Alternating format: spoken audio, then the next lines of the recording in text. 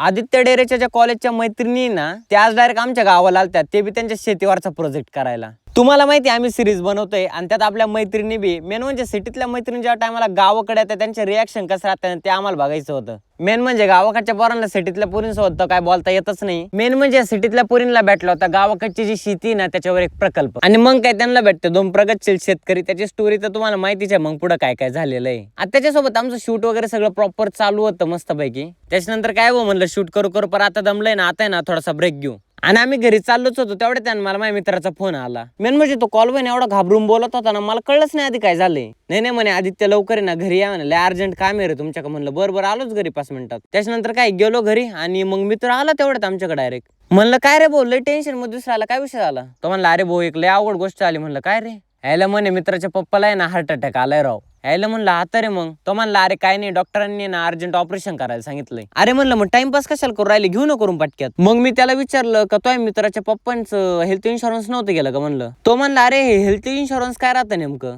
त्याला म्हणलं अरे भाऊ हेल्थ इन्शुरन्स ना लय महत्वाची गोष्ट. ज्या टायमाला आपल्याला इमर्जन्सी मध्ये पैशाची गरज पडते त्या टायमाला हेल्थ इन्शुरन्स सगळ्यात जास्त कामं पडतं. त्याच्यामुळे मी ना त्याची लिंक पण माझ्या बायोतच ठेवलेली आहे बाबा. तो म्हणला लय महाग असं. अरे म्हणलं भाऊ महाग बी काहीच नाही, फक्त 400 ते 500 रुपये फक्त महिन्याला भरावं लागतात आणि तुम्हाला आहे ना डायरेक्ट 1 कोटी पर्यंत आहे ना कव्हर भेटतं. आणि त्यांचा क्लेम सपोर्ट पण लय भारी आहे बरं का. अरे मेन म्हणजे त्याच्यावर ना आता 25% ऑलरेडी ना डिस्काउंट चालू आहे आणि त्याला जीएसटी नाही लागत, 0 GST आहे. त्याच्या मित्राच्या पप्पांनी जरी आधीच केलं असतं ना तर त्यांना कुठं पैसे मागायचीच गरज नसते आली. जाऊ द्या, पण तुम्हाला जर इमर्जन्सीच्या काळात कोणत्या पैसे नसेल ना मागायचं त्याच्यामुळे तुम्ही हेल्थ इन्शुरन्स नक्की करून घ्या. याची लिंक आहे ना मी माझ्या बायो मध्ये दिलेली आहे बरं का.